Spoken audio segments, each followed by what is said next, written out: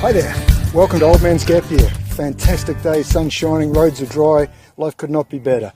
I'm Chapee, aka the Old Man, and I want to welcome you to Oldmansgapyear, where we're going to ride right around Australia, anti-clockwise, and you can climb on board and be the virtual pillion passenger for the entire ride. Good morning, Ride Tribe.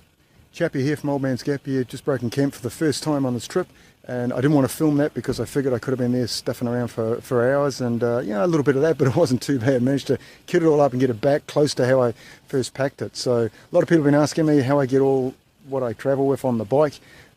You know what, overall, add it all up, it's less than the weight of a pillion passenger, but it looks like I'm travelling with the whole kitchen, the caboodle and the kitchen sink and everything else. So what I'll do is I'll flick the camera around to the other way so that you can actually see what I've got on the bike, and I'll talk you through how I pack it all on there. So beautiful sunny day today, just doing a short run up to Yeppoon, 174k, going to enjoy that, have a few stops on the way.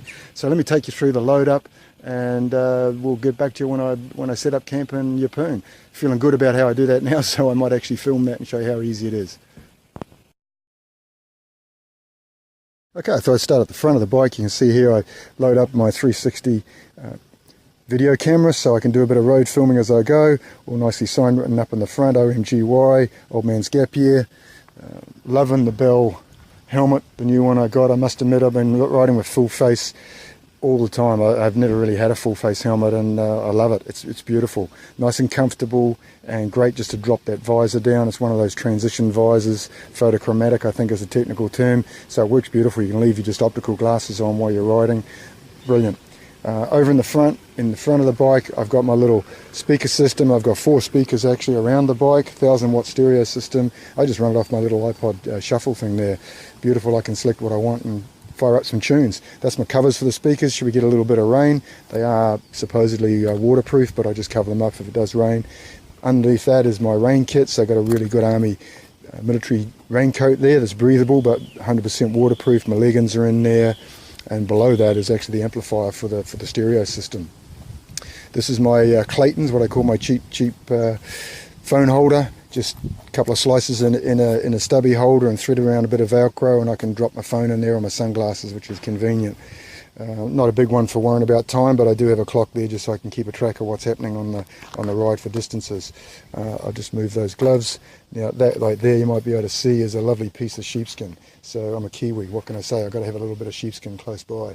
So over here, that's my liner for my jacket. If it does get a little bit cold, and it has been in the mornings, some mornings, I can put that inside the jacket. In the blue roll is my bike cover. So I like to have my bike covered when I get to camp and just tuck it all away nice and out of sight. Up top, pillow on the sleeping bag, put in a plastic liner.